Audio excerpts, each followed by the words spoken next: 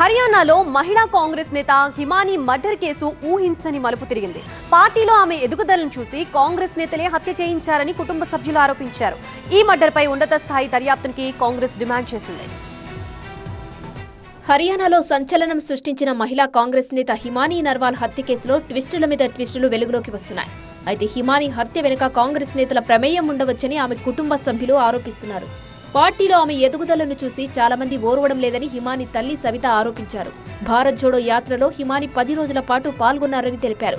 కశ్మీర్లో కూడా లాల్ చౌక్ వరకు పాదయాత్రలో పాల్గొన్నారని వెల్లడించారు.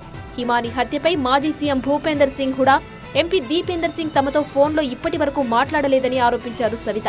కార్యకర్తలను కూడా ఎంతో బాగా చూసుకున్న తన కూతుర్ని ఇలా హత్య చేయడం దారుణమన్నారు.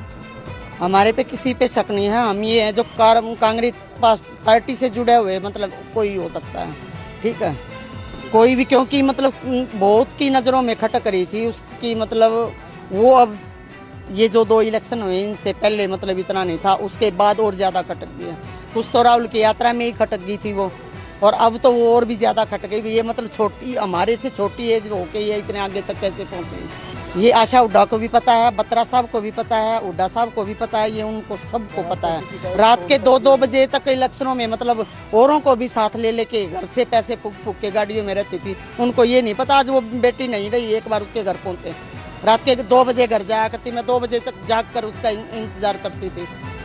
सबको घर भेज के, सबको खाना वाना खिला के, जो लेडीज उसके साथ रहती उनके घर के बच्चों का भी पैक करवा के दे के होटलों पर से जब वो घर जाती थी, उनको ये नहीं पता अब कि भाई वो नहीं रही, एक बार उसके घर पहुंचे। आशा हुड्डा को कॉल लगाया था, मैंने फोन नहीं उठाया। రోహ్తక్ జిల్లా సప్లా బస్టాండ్ దగ్గర హిమానీ మృతదేహం రోడ్డు పక్కన ఓ సూట్ కేసులో లభించింది. గుర్తు తెలియని దుండగులు ఆమె గొంతు నులిమి చంపేశారు. డెడ్ బాడీని సూట్ కేసులో కుక్కి శివారు ప్రాంతంలో రోడ్డు పక్కన పడేశారు. ఈ హత్యపై కాంగ్రెస్ హైకమాండ్ స్పందించింది. హిమానీ నర్వాల్ హత్యపై ఉన్నత స్థాయి విచారణ జరిపించాలని డిమాండ్ చేసింది. నిందితులు ఎంతటి వారైనా కఠినంగా శిక్షించాలని పేర్కొన్నారు.